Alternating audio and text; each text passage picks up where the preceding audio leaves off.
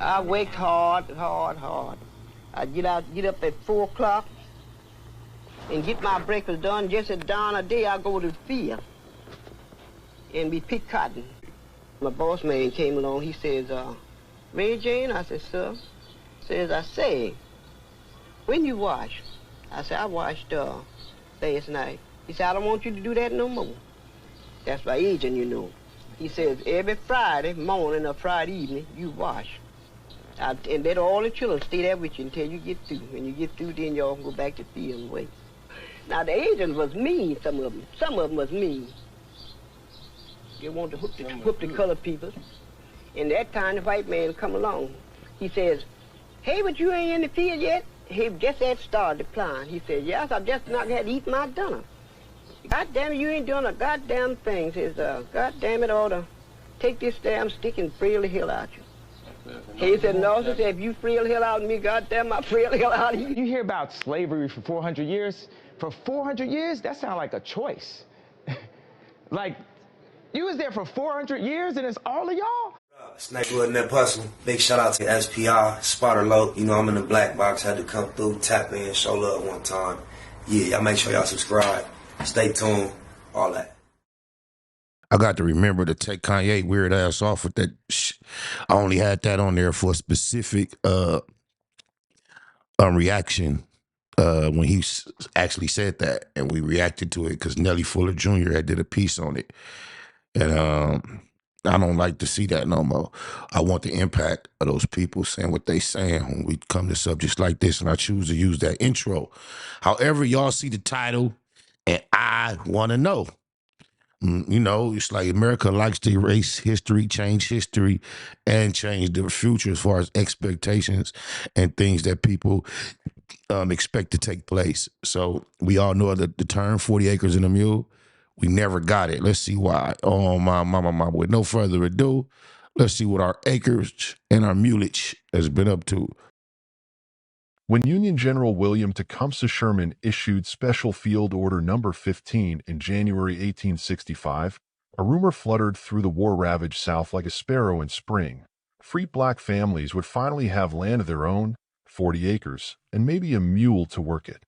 To the 4 million African Americans who had lived and labored under the inhuman yoke of slavery, this promise sounded not merely like a blessing, but like a restoration of humanity itself. Land was freedom, autonomy, dignity.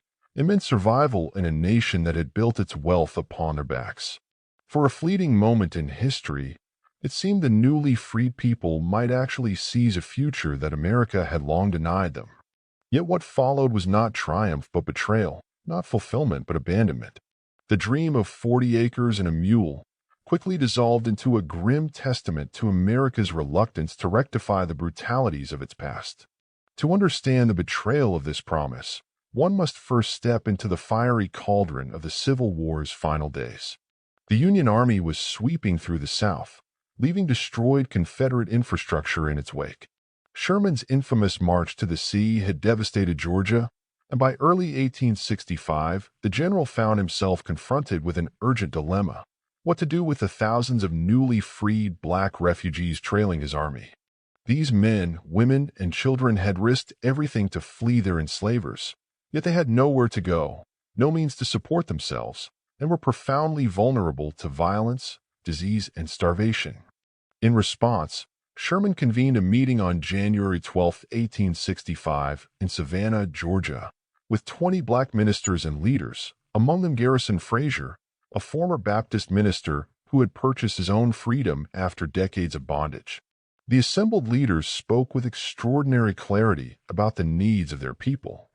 Frazier, speaking for the group, articulated that freedom was placing us where we could reap the fruit of our own labor, and that owning land was essential to securing that freedom. Sherman listened, and remarkably, he acted. Special Field Order No. 15 reserved roughly 400,000 acres of confiscated Confederate land along the coasts of South Carolina, Georgia, and Florida for black settlement. The order stated that each black family would receive up to 40 acres of tillable land, and that the Army would loan mules left over from the war effort to help with farming. It was a bold move, one that recognized that true emancipation required not just the absence of chains but the presence of opportunity. For a few shining months, the promise of 40 acres and a mule became a living reality. Black families settled on the land, built homes, planted crops, and founded communities governed by their own institutions. These settlements were not experiments in dependency, as many white contemporaries sneeringly suggested, but experiments in autonomy and resilience. Freed people demonstrated profound capability when given even the barest chance to control their destinies. But this progress would soon be violently reversed. Abraham Lincoln's assassination in April 1865 altered the trajectory of Reconstruction dramatically. His successor, Andrew Johnson, a Southern Democrat with deep-seated racist convictions, swiftly moved to restore the old order. So, Southern Democrat, extremely racist, was working against us. Somebody tell me, when did the Democrats become our buddies all of a sudden? Oh, my. Johnson issued a series of proclamations pardoning former Confederates and returning confiscated lands to them, often at the expense of the newly freed black settlers. Johnson believed that the federal government had no business redistributing property and that black Americans should remain a laboring underclass, subordinate to white landowners.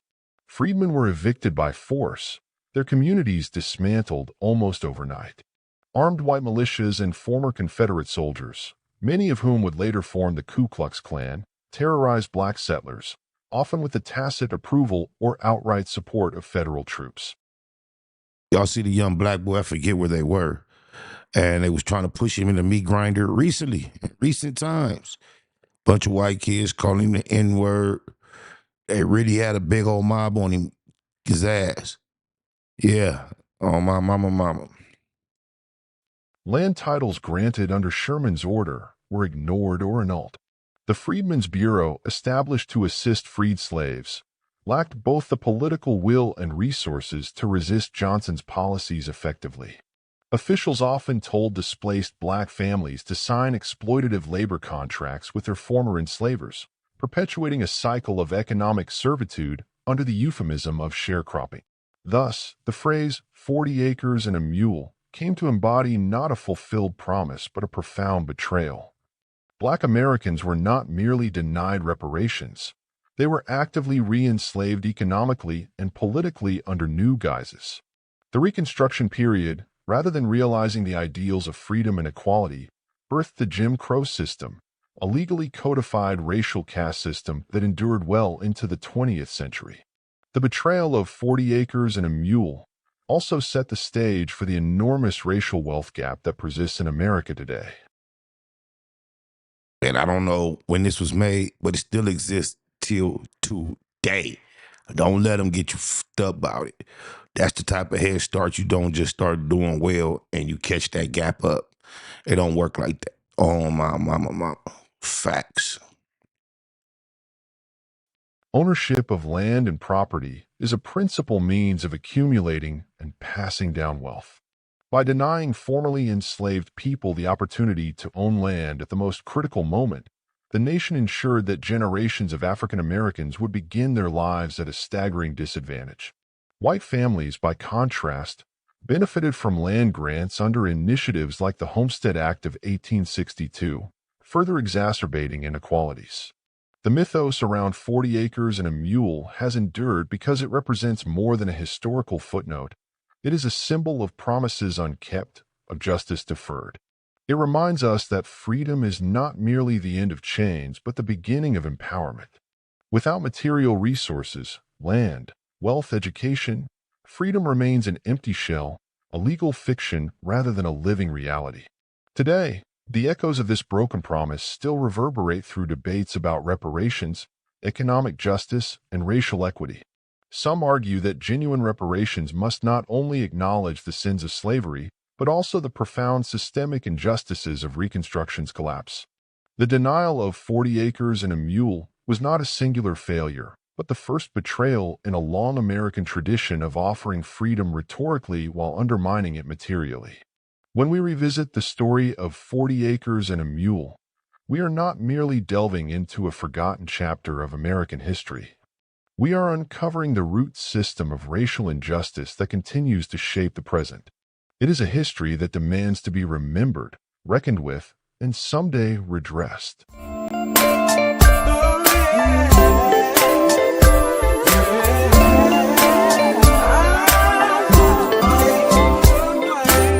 It's getting hard trying to live in this land, Lord. I'm sick of paying rent, I wanna be the landlord. Not too many children in my section 8 last night. Lights out, they on section 8. We get constipated from that government cheese. Paying taxes, steady get a government cheese. Don't nothing change, no matter who we vote for. So why waste time even going to try to vote for? When you grind so hard, you supposed to see profit. Why we so broke? We supposed to be prophets. We never had a choice on coming to America. I feel something real bad is coming to America. I don't write the mayor, they say I got a right to, but I don't even know where a nigga supposed to write to. I keep my chest up and head to the sky, until the day I burn or head to the sky.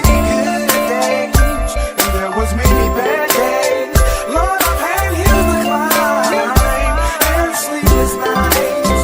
But when I look around and see what you've done for me, I'll say thank you, Lord, and I won't complain.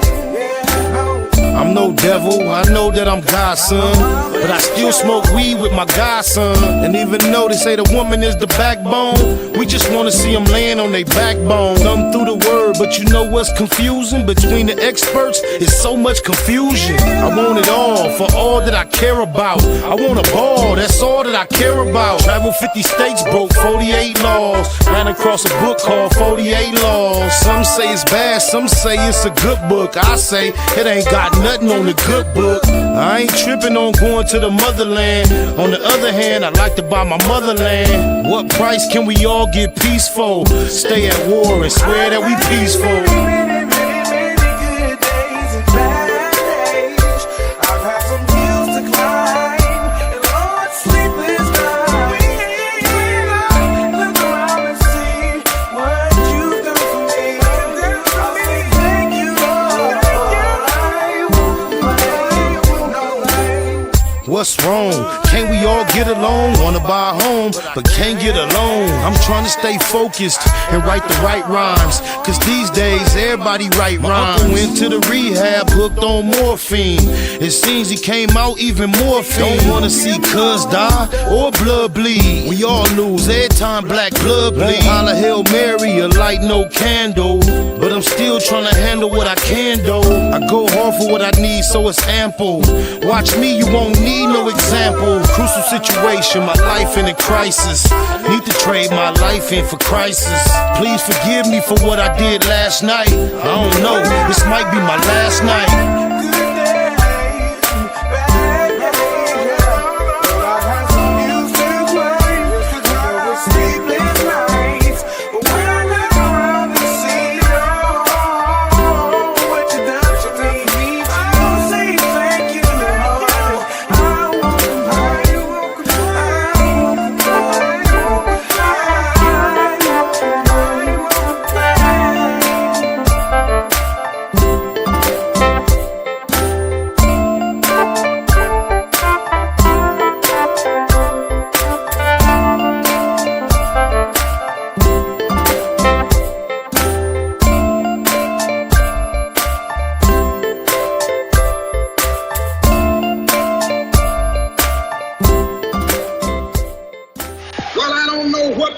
Now, we've got some difficult days ahead, but it really doesn't matter with me now because I've been to the mountaintop. I don't mind. Like anybody, I would like to live a long life. Longevity has its place, but I'm not concerned about that now. I just want to do God's will. And He's allowed me to go up to the mountain. And I've looked over and I've seen the promised land. I may not get there with you, but I want you to know tonight that we as a people will get to the promised land.